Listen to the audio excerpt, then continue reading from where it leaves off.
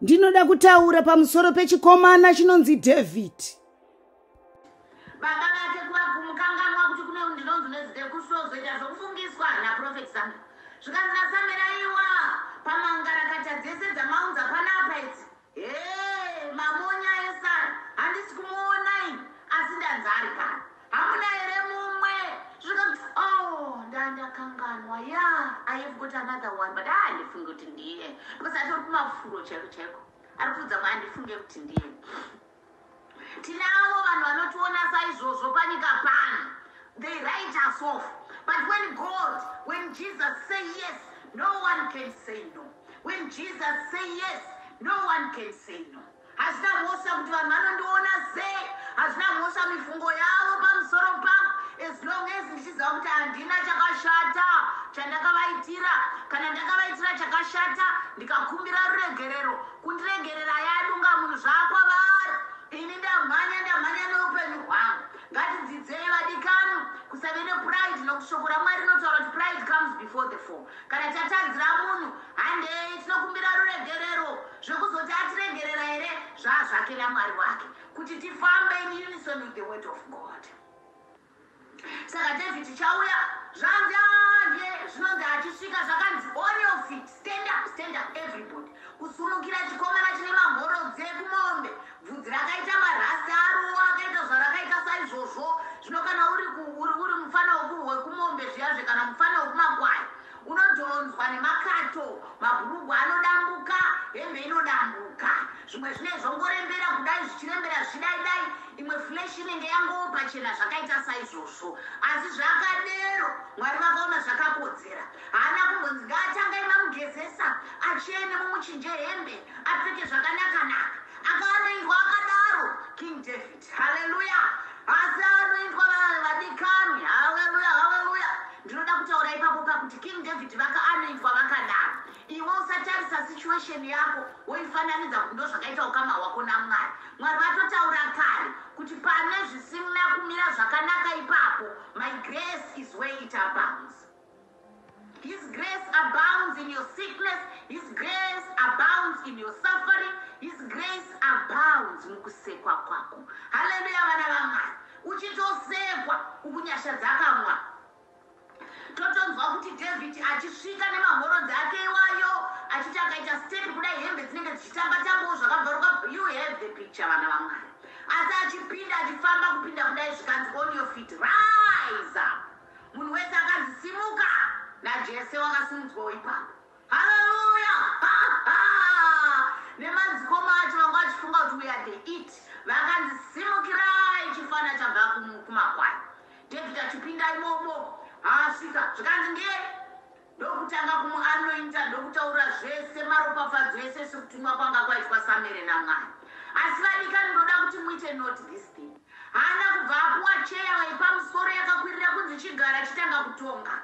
Akadzokera kumakwai neanointing iyoyo, achitozviziva kuti ndamambo. Nesuwo vana vaMwari tine zvipo zvakaiswa matiri, tine kusunungurwa kwatakaitwa naMwari wedu. Ngatirege kumhanya kungotaura. Rega kumhanya kungotaura. Rega zvibve shoko raMwari rinodaro. Rega zvibve. Rega kuchachura. Hana yako ipota uchinamatira, idzikame. Kana ine pakatsemuka, namatira Mwari, vasile hana yako mushe kuti igone kuchengeta zvinhu. Ndiko kuti Mwari kana vakuitira nyasha, Mwari kana vaine calling yavanenge vaisa pamusoro peupenyu hwako, rega kumhanya, don't be too quick kuti musi iwoyo ichaitwa mambo. Rega walk the walk. Dzokera kumakwai, unopefekta maskills ako, ndokuya kwauchanodambura bear into pieces. Haleluya vana vaMwari. Nekuti kubva musi watonoitwa iwoyo, musi wagamuchira Jesu, remember now that you are the Lion of Judah. You are a lion. It doesn't matter what people see when they see you. It doesn't matter what people hear when they listen to you. You are now a lion of the tribe of Judah. So now bear rakakanganwa kuti lion is the king of the forest. Haleluya vana vaMwari. Saka rakamauliwa naDavid kuita kudamburwa shumba yachona iyoyo ndobva yangobatwa majaws kudai munoona kuti how sharp the teeth of the lion. Ndokubva atomwaura nepakati muromo weshumba.